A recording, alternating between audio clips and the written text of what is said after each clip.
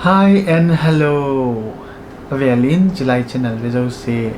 napon sawin kahin lemin tunia hi e holimna diu cha hi la very hot topic kahin na YouTube apana sumlo ding dan alowa hi le YouTube hi iti iman sa over effective ta sum imu thei diu ham ti pa chunel khat tips and tricks bol de dan ho neo khat kahin se de hin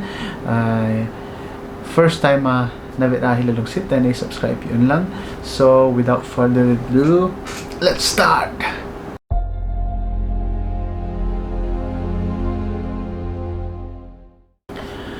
YouTube hi mi tam ta iman dio hin na tam zo hin YouTube hi iman o hin ahin la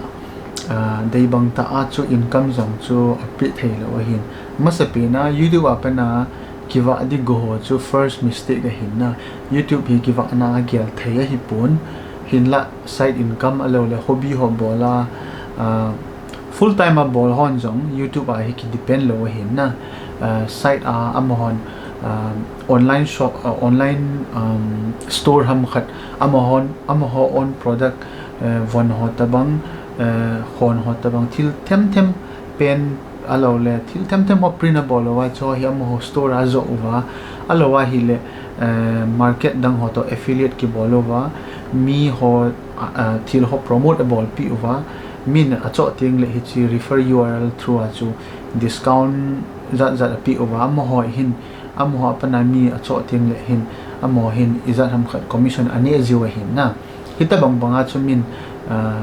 main income piti se dang full time ato wanga min YouTube apana ki depend zo lo hin hizi chun chi mindset pa hi khelo tin na YouTube apana ki wa nathei ahin la direct e hon to nai to wa sumilo to ngai kilo thei lo hin hizi chun hichi risk ila lo divin kahin sei masain ani na a chun YouTube apana hi passive income ki muthei hin na ahin la hi chaw hi hard work YouTube bol ho mi kim khat video khat lani upload bola sumu thei ham ti hin ahi pon na he che mit zong chu gel daw tin azi chu YouTube hi invest na bol ting la hin phat the time zo si invest na hin bol ngain ating le hard work ngain na consistent ta thil khat na bol pa chu mi hon na thil bol cho hoi le zong le chun mi ho vet thei ding ana sim do ngain mi ho lung thi mala ngain cho them hi ze achu persistent work we have to work very hard ahin na chu ani na ka sei no min ating le strategy marketing strategy alawa hi le cho them ho hi het ngain YouTube promote iboli nga hi le chun chu advice kahin sei to masat hintin YouTube topic thu tailut masangon common mistake ho hi neo khat sei do tin now ga sei utin common mistake ho chu identify ibol zo te ngole chun di ta a hoi ta a ibol do thaina diu ipi umam ti chu ana holim kit utin common mistake choi le chun ei ho hin a khat na hin ei ma personal email ho hi personal account YouTube account Google account ho hi YouTube channel sim na hon imang ziu vin na I jota bang hai compromise sa the hin hizi chun compromise kha le chun na account ho chu ki freeze kha hi le chun na bank ho to na link ham pi ham kha payment ho link na bol kha aboya boy ding hi na hizi chun hijota bang ho mistake koi ta bang abol kha zong le na email ho vel chu personal to chun na le theu ham he thei ham ti pa chu advance ka hin se hin ten chu ani na ka sei nom chu hi le chun YouTube channel ho mong hi isim tengu le hin ei ho hin ei ma min a hi lewa hi le phung le chang min poi ko yon na alowa hi le ipi ham simple ta gel thu lo be in channel ho isim jiwin a hin la koi to bang khat in lunggel ne ya future gam la ta moding ho gam la ta mu thei ho chun na thil khat target nei ho chun hi cho hi abula pa na plan hoi ta nei ngain tu ne ai holimna diu hi planning atam zo hi planning mo hin na azi chu like thu chi na sei banga chu if you fail to plan na you plan to fail ati ahin hoi tai plan lo vai le chun ithil bol zo siu chu I bol lo jong la khonung le it will crumble na ati ja chu tu nya hi hichi planning strategy hi important ne ti chu kahin sai do hin tin hichi na dinga chun planning strategy sim na diwa chu channel min hi it's one of the criteria na channel min chu ema personal min ho koi po tin ating le ahi thei chana chu nangin na bol nom na skill to ki relate na target na goal target chu te ka na bang chu ke chu music theme ka hiya music show off ka bol nom ma ka music apana chu mi ho audience music ngai nom ho chu ka channel chu attract ka bol ding a hi le chun music to relate a chu ke ma min zau hi zong le na min ka min an holding la het tho di hin a hin la channel min pa chu mi attract bol thei ding na e khat studio na studio min ham alawa hil ipi ham khat very easy to catch na aban le I catch hi ngain het be ngai hin ating la Google algorithm ma search bar min a hin search ting la chat amun theya amin ho hi channel min ho hi can recommend so hi la chen watch thum hitia ki zo watch khara ki sim pa khuna tu a ke channel hi veleu chun Kuki tech ka tia hin na Kuki chu watch ka hin tech chu technology ti na hin na ating la chu Hichi hi explain bolo a visual sin head ding a hin na Hichi pa hin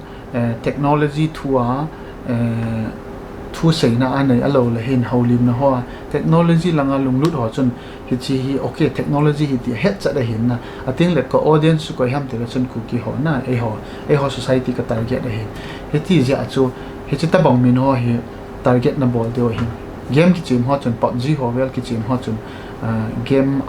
nang ma clan min ham ka hepoi alo le na skill chu solo bong hi le solo something na ko I thei na squad na hi le squad na ko I thei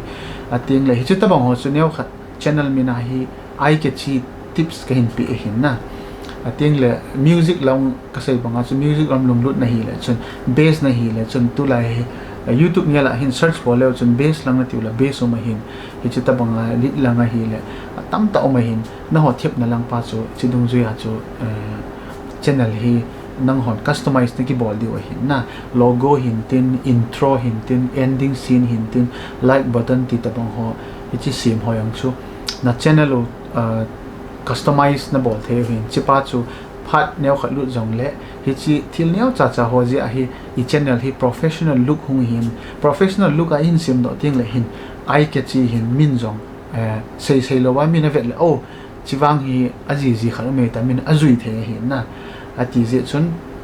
Hichi I channel menu le I channel branding pa chu neu khat highlight ka hin bolin tin na athum na common mistake sayutin na athum na common mistake hi le hin copyright ho tabang ho alo le content monetize bol thailo ho hi a difference het ngain na chaw tabang ho hi monetize I bol thailo ho chu a hi thei chana upload bol loading a hin te kan na bonga chu channel izat ham khat hi ken kahin mi tam ta in news sama hi lo le content dang la ho pi phem la khoma amho YouTube account na cho mo upload jing a hin na a hin lai chaw tabang ho chu monetize na hin bol nom teng le chun copyright tam ta problem hungom the hin chi chung chu na chu monetize na hin bol ting teng le hin YouTube te hin employee ho hin na ata amita ta in na account hi verifiable de hin nang account na chu itabang account ham itabang video content na sim ham original content hinam ti hon vet de hin original content na nei tam lowa hi le chun monetize program apana yong hi acceptable pi lo the wa hin approvable lo the wa hin na hi ji chun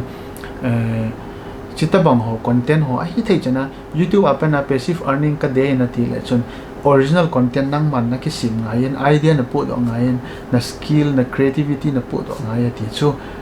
hi cho hi mistake lo na dinga advance ka hin sei hin tin ale at China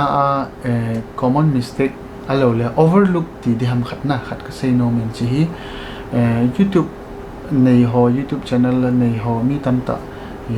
e ho adin e mi ho chu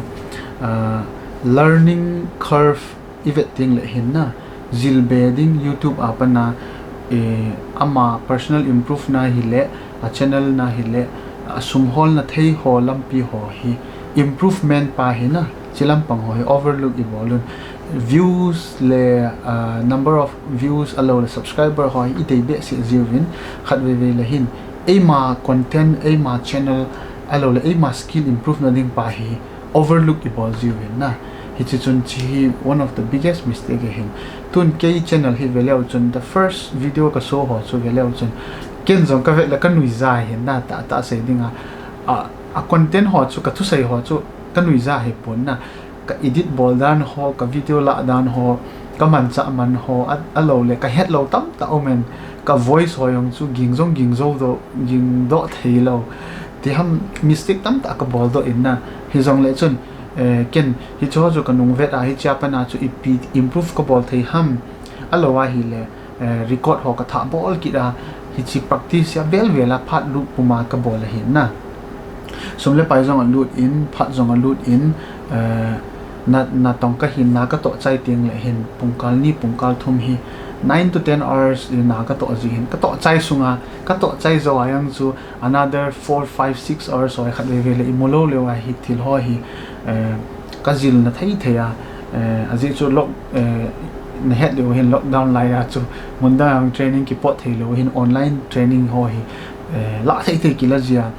adi set a free training YouTube a hi veleu chun na zil nom zo so YouTube amen na here so ni khat le hin at least 1 hour hin nang ma personal development ading in dedicate bol le chun nang ma nang khan to ting le chun na channel hi khang to jeng dinga hin na aji chun nang in new idea new innovation na hin ting le chun na channel la implement hin bol so hoi jeng dinga hin hi chun tu ni hin emi YouTuber so hin tin ko hi tale ahum ki panding hoi sang le channel is siem le chun phat ipi thenga yun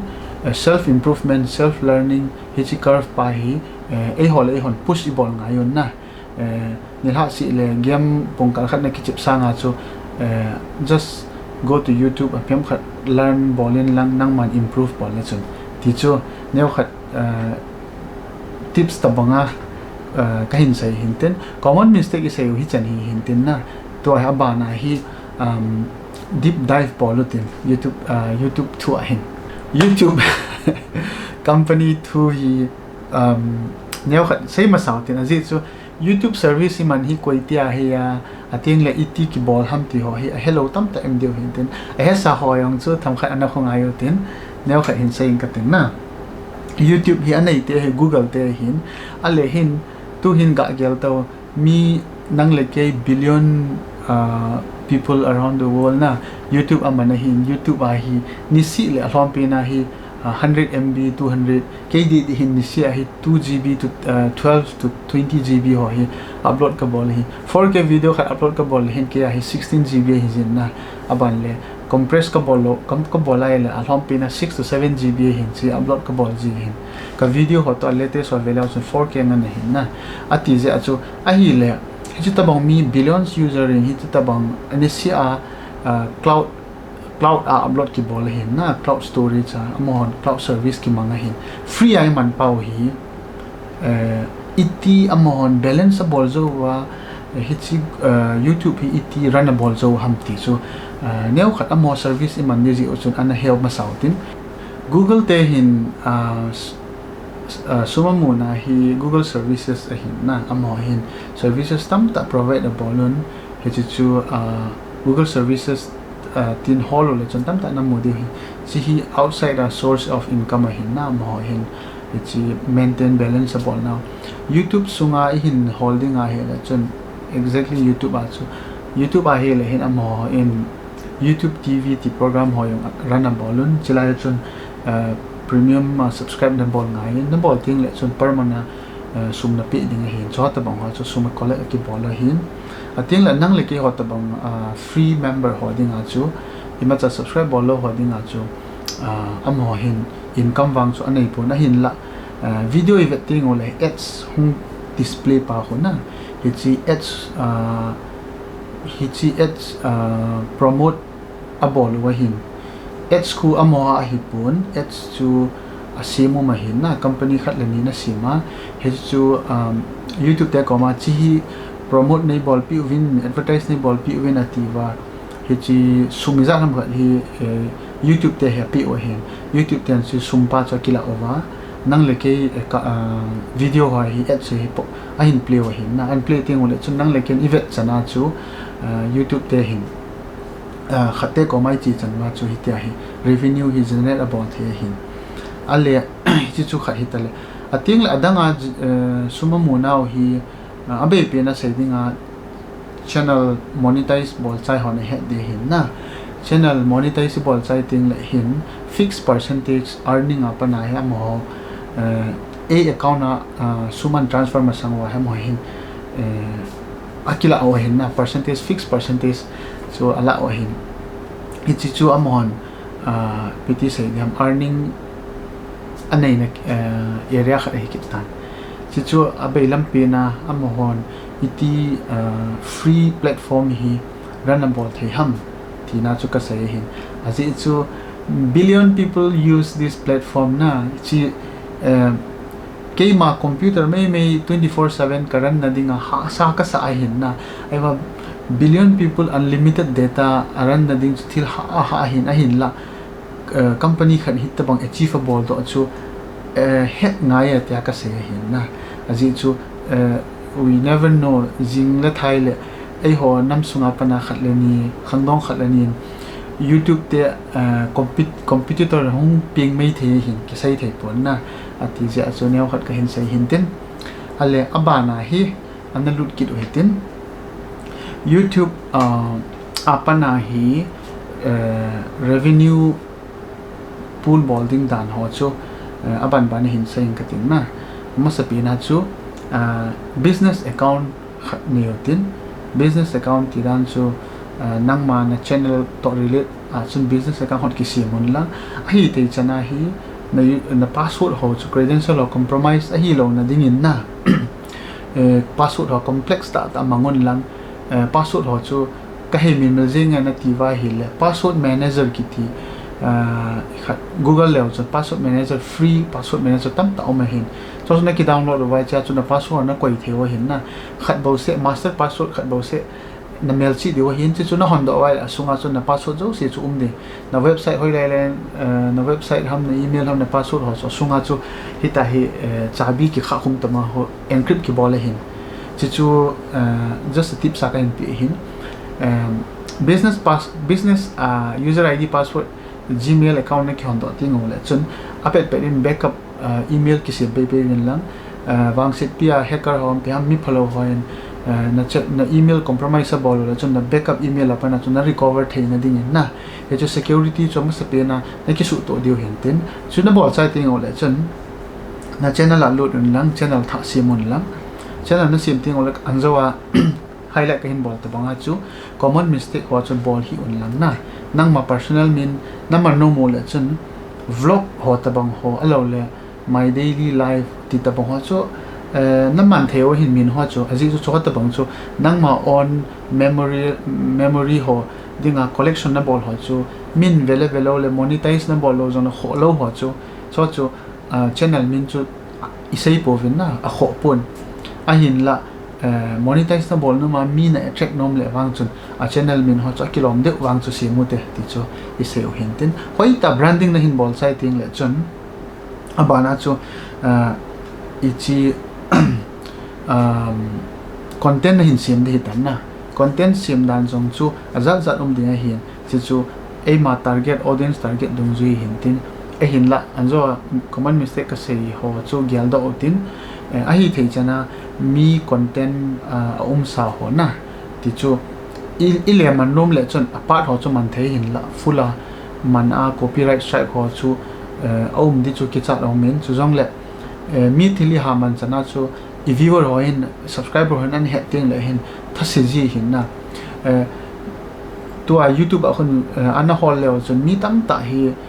subscriber he like 100,000 alol 70 50,000 10,000 ai wang a video violation a view lo be se jong the hin na mi khat recent tar khat ka mun kyong kanui zat hoin hi jong le ka sei nom chu subscriber tam ta nei ji a view tam jong a hi di pon na nang ma in how you maintain your channel na maintain dan chu active ta na maintain na follower ha to interact na bol jing dan ho cho chu na po hin na channel a growth dan pa chu is it chun na channel ho iti sorry na follower ho iti engage na bol li ham ti idea ho chu phat si za na apply bol na in tin ting la content na sim teng ule a hi thei chana chu content ho chu 2021 hi internet upload na ding speed na nei na pol 4K in upload leo chun chu ni tam ta in tu lai chu big screen TV na 4K TV UHD ho biham ho langa jong chu kol lang phai lang hoi lai I chen na wa hi 4K screen nan ki mang hi tan na cho chu TV aban la smart TV ti ho yang to hi ta smart TV ho na content ho chu min avet ting le hen vet thei hi zilo phone na avet ting le chun wang chu aboi long pon na a hi wanga mun khat ve ve le hen mi ho hen TV ho la no ma phone ho avet nom pon alo le computer screen ho alin de ho vet ting le hen I khat blur chi ji tan na ati ting le chun mi tam ta hen chalai chi pa channel jong chu a video ho vet thei hi zilo du ta bang ho hi hum thei hi hum ping thei hi hi chun na content ho hi alhom pena chu HD in simun lang na HD ti chu 720p ko HD hin na 720 na simu jong le da ekhat a frame pa ko na frame rate ko tam sa on lang alawai le 1080p na simu jong le chun at least 60p am khat be chun simun lang alawa hi le 1080 chu to standard a hin na 1080 yong 1080 60p standard he tan 1080 mai yong le chun 1080 mai ho ta ka computer la he ka play le hen blur chi hin na 1080 mai atia chu 1080 60 pa hu na phone ho ham alawa hi le na camera ham khadan shooting na bol teung le 1080 60p pe ko select bol le chun cha khu neu khat a file size lin de jong le nan upload teung le chun quality hu hoye hin tu lai hi content quality hi min avet a hin na hi je chun chipa chu neu khat su to ding in improve ta dinga chu ka hin sei hin tin a chaina pe na hi earnings monetization a lu ro tin na monetization earnings hi tu le to hi ei hola chu mi tam ta in apply jong a bol jong hi mai the hi jong le tips neu khat ka pe nom cho hi la chun monetization na hin bol thei teng ole original content na hin nei theng wa copyright hon hon jong na ki bol thei teng ole chun a hi thei chan in website khat ki simun lang na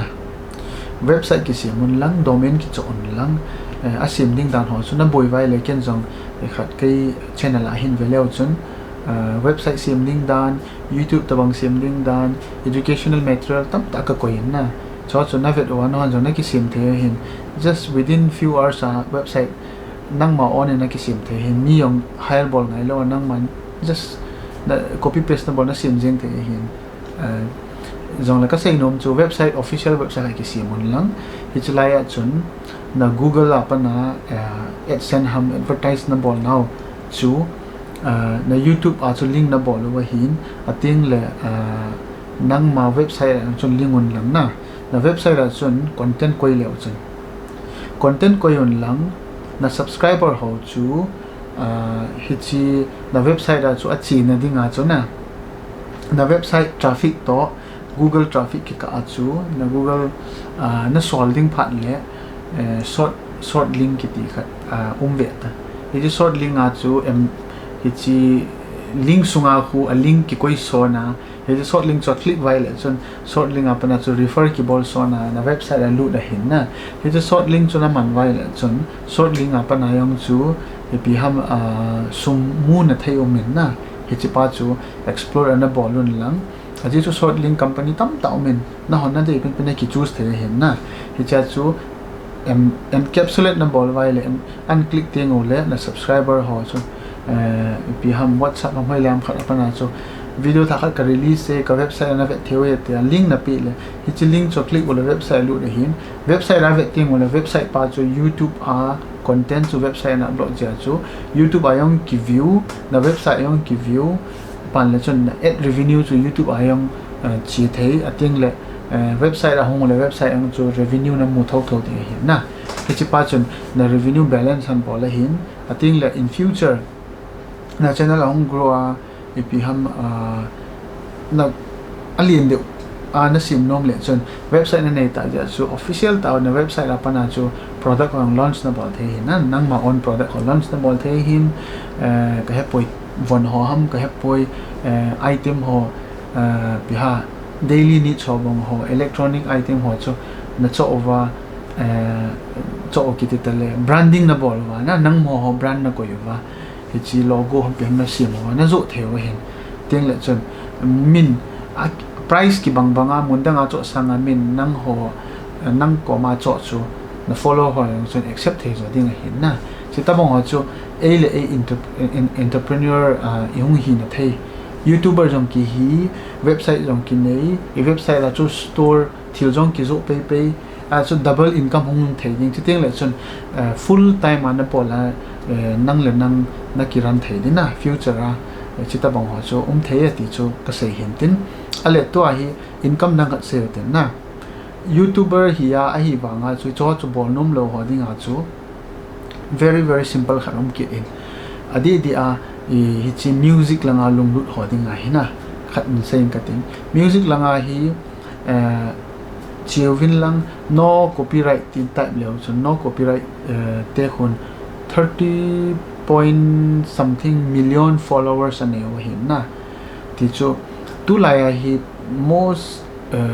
piti sei di ham problematic kiti tale copyright hi hin na ken jong content creator khat ka hi ji chung ka he in video ka sim ho hi khat be le 30 minute 40 minute 20 minute long ka sim hin chu a background music ka de hin na music khat bo se hap jong chu koi jong chu mi hoi boring the hin ati ji chun music tha ka de Hichi music tha ho chu ke music sim ka hi lo ji a chu ka de pha phara ki sim thei lo ka de pha kala thei lo ka ngai nom khat music yong chu kala le chun Hichi kala na music te chun copyright ana bol le chun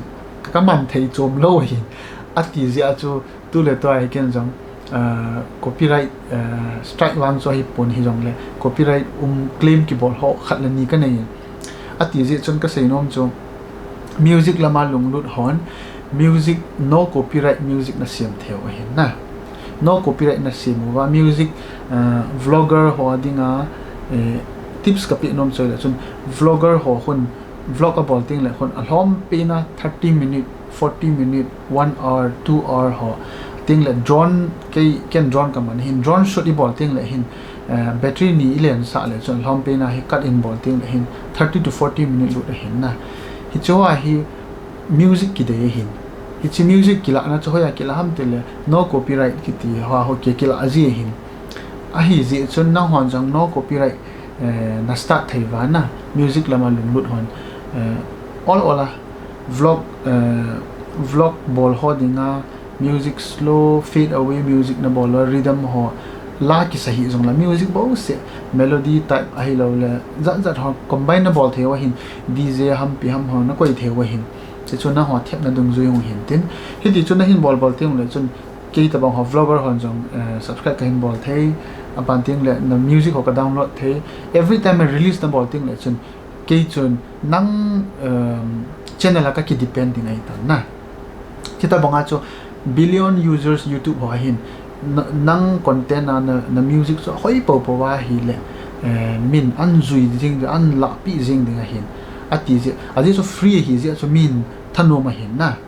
a concept YouTube te hin free thilapi banga so nangin jong free na bolding ai wanga so YouTube te nang chu na follower tama na thilmin na haman chana chu reward na pi ding chipa chu nangin nanga di hin na chi chu indirect ka hin sei na hin tin chita banga chu music hi jong le to ai hola editing lam theme ho na editing theme hon to hi pem logo ham allowa hi le video intro ham ti ta bang ho ne ho asimu wa cho wa jong cho free hop vai le chun mi tam ta en cho ha de hin na cho ta bang cho na sim vai le chun mi tam ta nu ngor mu zui de hin aji chun nang ko ma ki download wa am hon upload the ball thei ho cho min cho ta bang ha zui ga hin tu lai ta cho chu YouTube ha salo bi ma skill dun zu ya sumholding dan ka seina hin tin gamers hoding ina chaina han hat sein katin gamers ho cho hila chun nangma channel customize na bol ting on ipi game na ke chep tiu hamna tita bang chun bolun lang aban ting le streaming hi online na bol thei leo chun mi tam ta in biham ahin follow thei an subscribe thei dia hin na ating le I tua stream bol na dinga chu ipi ta bang computer ho ngai di ham alo le ita bang software ngai di ham ti ho chu na boi vai le chun video dang khat ka siemin how to set up a home studio, personal studio ka ti in na Hichi chu na vet thein ke channel ma hin Hichi wang chu tu le to he ka chai nai pun hi jong le Hichi lai hi part 1 part 2 ho part 2 chan ham khat ka hin sim de hin hilaya chu full setup ka hin vet sa de hin stream bowling dan ho live a ma lim so ding ikichip na jong so ding ating le camera angle ho zat ho mandida software ho mandida na bon explain kan bol de hin na hitia chu professional look ta na hong kichip do wa followers on hoita na hin zui thei tiang le chon ni khat to a streamer ho ka vet le hin hlang pia hi ni lum luma ki chim jong men na stream bola YouTube sunga hi just imagine ni khat a hi 3 hours 4 hours stream na bola na stream sung se sia chum min na vet pi a na hung follow le chon nang watch hour cho sawa hung saw ni hin na earning jong chu like it will multiply ka tino min na to ai hon 10 minute 20 minute wo iga ki chip no upload I bol ji ho hi quality jong hoi be se ki ji lo na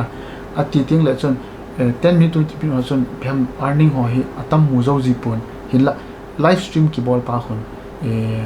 ni attract a ball in na hi khon nang earning tam ta na hin pi de he ti pa chu advice ka hin bol hin tin tunia hi chana YouTube chung changa so theum hi jong le tu le to hi pham theory ka hin seina ana vezo se na chung che ka ki pa in na bon chamin dam salon lang akit holimna ka hin nei ka in stay safe stay blessed take care bye bye